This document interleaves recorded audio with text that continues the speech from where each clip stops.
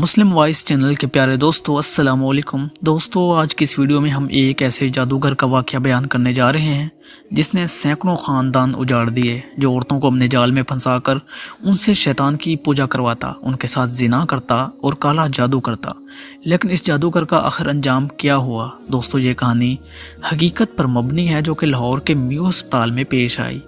دوستو، ویڈیو میں آگے بڑھنے سے پہلے آپ سے ایک چھوٹی سی گزارش ہے کہ اگر آپ ہمارے چینل پر نئے ہیں تو ابھی ہمارے چینل کو سبسکرائب کر دیں اور ساتھ ہی لگے بیل کے بٹن کو ضرور پریس کر دیں تاکہ آنے والی معلوماتی ویڈیو کا نوٹیفیکیشن ملتا رہے۔ دوستو، بہت سے ایسے شیطان پرست لوگ ہوتے ہیں جو کہ جادو کرتے ہوئے ڈرتے نہیں اللہ سے، پھر اللہ ان پر ان کے انجام کو رہتی دنیا تک عبرت بنا دیتا ہے۔ سال پہلے کی بات ہے، اچانک ایک لڑکی ایک بوڑھے آدمی کو لے کر ایک ہسپتال کے ایمرجنسی وارڈ میں داخل ہوئی۔ وہ لڑکی بہت پریشان حال تھی اور بوڑھا اپنی آخری سانسیں لے رہا تھا۔ لڑکی نے مریض کے لیے ڈاکٹروں کو پکارنا شروع کیا۔ اس کی چیخو پکار سن کر تقریباً سبھی ڈاکٹر وہاں جمع ہو گئے۔ بظاہر تو وہ ایسی نہ تھی کہ اس کی بیوی لگتی، کیونکہ اس کی عمر 25 سال کے قریب تھی، جبکہ وہ بوڑھا 55 یا 60 سال کے لگ بھگ کا تھا۔ لیکن ڈاکٹرز کو یہ بھی جان کر حیرت ہوئی کہ وہ لڑکی اس بوڑھے کی بیوی تھی۔ ڈاکٹرز کے پوچھنے پر اس نے بتایا کہ اسے شدید ڈائریا ہوا ہے اور یہاں لانے سے پہلے وہ کسی اور ہسپتال میں زیر علاج تھا۔ اب وہاں اس کی حالت بگڑتی جا رہی تھی، اس لیے میں اسے یہاں لے کر آئی ہوں۔ وہ پوری طرح رونے لگی اور ڈاکٹروں سے اس کی جان بچانے کی منت سماجت کرنے لگی۔ ڈاکٹروں نے اسے تسلی دی اور مریض کا معائنہ شروع کیا۔ وہ بوڑھا شخص مسلسل بیماری کی وجہ سے انتہائی کمزور ہو چکا تھا کہ بس اب اس میں چند سانسیں اور ہڈیوں کا ڈھانچہ باقی رہ گیا تھا۔ اس میں پانی کی شدید کمی تھی، سانس لینے میں بھی دشواری محسوس کر رہا تھا۔ لہٰذا ڈاکٹرز نے باہمی مشورے کے تحت اسے ICU وارڈ میں داخل کر لیا اور اسے خوراک اور دیگر ادویات کی فراہمی کے لیے ڈرپس کے علاوہ ناک اور منہ کے ذریعے نالیاں لگا دیں۔ اس طرح اس کا علاج شروع کر دیا گیا۔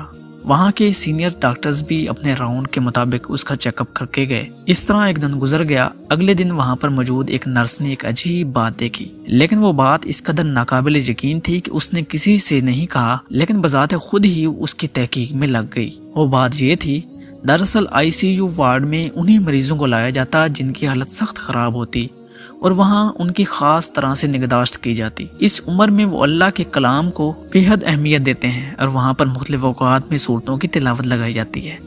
اب اس ICU میں بھی ٹھیک اسی طرح سورہ رحمان کی تلاوت وہاں پر موجود نرسز اپنے موبائل میں لگا دیتے اور ایسا کرنا ان کے نزدیک ان کی ڈیوٹی کا حصہ ہوتا۔ اب وہ حیران کن بات یہ تھی کہ جب بھی سورہ رحمان کی تلاوت لگائی جاتی، اتنی دیر میں اس بوڑھے آدمی کی ناک اور منہ کے ذریعے لگی نالیوں سے کیڑے اور سنڈیاں نکلنا شروع ہو جاتی۔ وہ نرس اس منظر کو دیکھ کر شدید تعجب کا شکار تھی۔ اس نے جب اس بات کا مشاہدہ کیا تو معلوم ہوا ایسا صرف اتنی دیر ہوتا ہے جب تک تلاوت چلتی رہتی ہے۔ اب انہوں نے اس منظر کی ویڈیو بنا کر وہاں کے سینئر ڈاکٹرز کو بھی بھیج دی، جسے دیکھنے کے بعد انہوں نے اس کی حقیقت جاننا چاہی۔ اس بات کا ذکر سنتے ہی ICU میں شور سماچ گیا۔ سب اس چیز کا مشاہدہ اپنی آنکھوں سے کرنا چاہتے تھے۔ سورہ رحمان کی تلاوت لگائی گئی اور ویسا ہی ہوا جیسا انہیں پتا چلا تھا۔ ایک دو نہیں بلکہ سینکڑوں کیڑے مکوڑے اور سنڈیاں اس کے منہ سے نکلنا شروع ہو جاتی۔ کسی کو بھی اپنی آنکھوں پر یقین نہ آتا، لیکن ڈاکٹرز نے اس کی بھی سائنسی وجہ تلاش کرنا شروع کر دی۔ اس کی بیوی جو اس کے ساتھ تھی،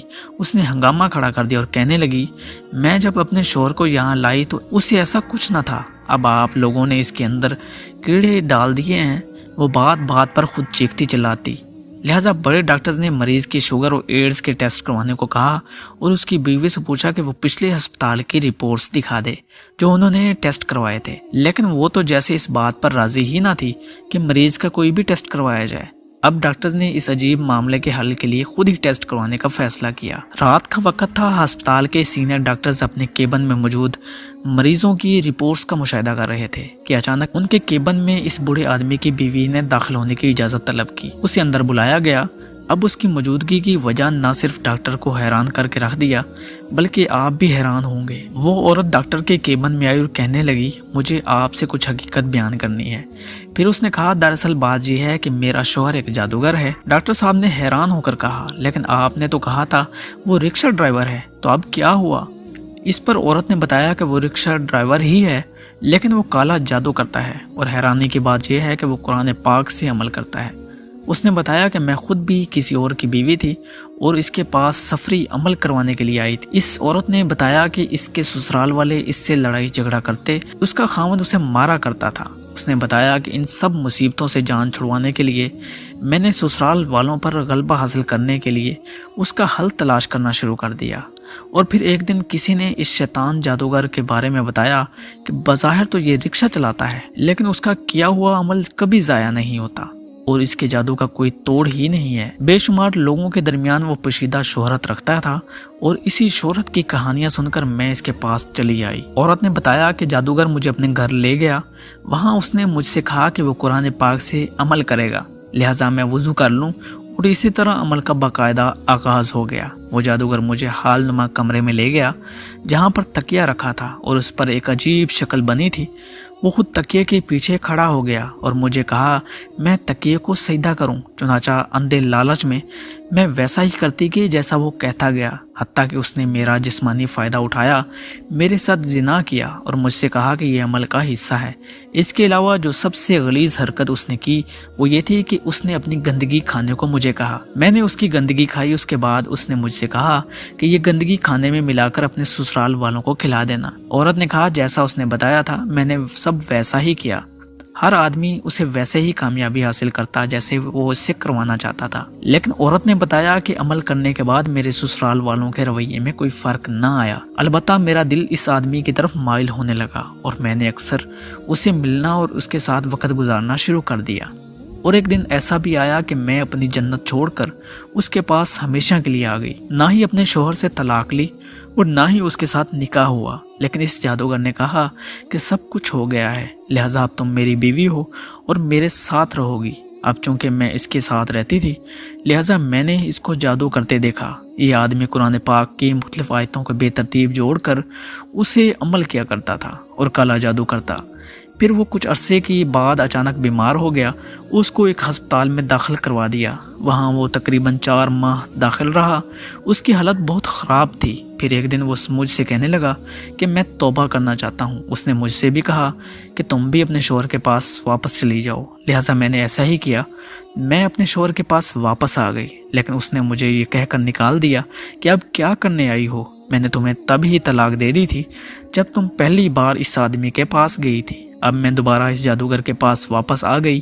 اس وقت وہ میو ہسپتال میں داخل تھا، لیکن جب اس کے پاس واپس آئی تو وہ بہت بہتر تھا اور اپنے پاؤں پر کھڑا تھا، لہٰذا اس نے مجھے ساتھ لیا اور ہم نے ایک مسجد میں جا کر نکاح کر لیا اور اس طرح پھر سے ہم ایک ساتھ رہنے لگے۔ اب وہ رکشہ چلا کر گزارا کرتا تھا، لیکن پھر ایک دن ایک لڑکی اس کے پاس آئی جو بہت خوبصورت تھی۔ اس نے ہمیں پیسوں کا لالچ دیا، اس لیے اس نے دوبارہ عمل کرنا شروع کر دیا اور اب اس کی حالت یہ ہے کہ جو آپ کے سامنے ہے۔ اس عورت نے ڈاکٹر سے کہا ڈاکٹر صاحب میں توبہ کرنا چاہتی ہوں۔ ڈاکٹر صاحب یہ سن کر حیران تھے۔ جب بھی سورہ رحمان کی تلاوت ہوتی اسی طرح اس آدمی سے کیڑے مکوڑے باہر نکلتے اور سنیاں باہر نکلتی۔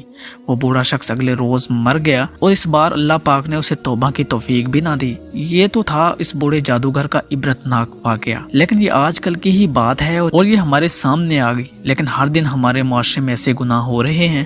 اپنے گھریلو معاملات کے روحانی حل کے لیے کئی لوگ ایسے گناہوں کے مرتکب ہوتے ہیں جو کہ اسلام میں بالکل جائز نہیں۔ یہ لوگ قرآن پاک کا غلط استعمال کرتے ہیں، شیاطین کی مدد لیتے ہیں۔ بلا شبہ ایسا کرنے اور کروانے والے مسلمان نہیں ہو سکتے، جیسے کہ خود قرآن پاک فرماتا ہے قرآن نیکوکاروں کے لیے رحمت اور بروں کے لیے عذاب ہے، یعنی جو لوگ اس کے کلام میں رد و بدل کریں گے ان کے لیے بڑا خسارہ ہے۔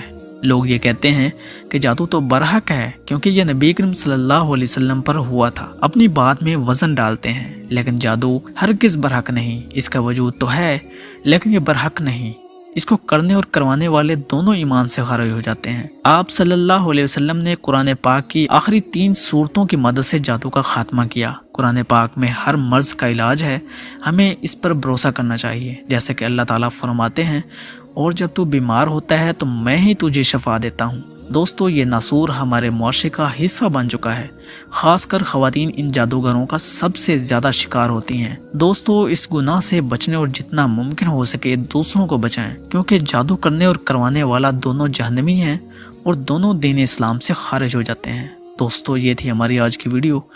प्यारे दोस्तों, हम ये उम्मीद करते हैं कि आपको हमारी आज की ये वीडियो ज़रूर पसंद आई होगी। अगर आपको हमारी आज की ये वीडियो पसंद आई है तो आपसे गुजारिश करते हैं कि आप हमारे चैनल को ज़रूर सब्सक्राइब कर लें और साथ ही लगे बेल के बटन को ज़रूर प्रेस कर लें ताकि आपके पास हमारी आने वाली मज़ीद मालूमाती वीडियोज़ का नोटिफिकेशन बर वक्त मिलता रहे। सब्सक्राइब के साथ साथ हमारी वीडियोस को लाइक भी करें और अपनी कीमती राय का इज़हार कमेंट्स में ज़रूर करें। अल्लाह ताला आपको अपने हिफ्ज़-ओ-मान में रखे। आमीन।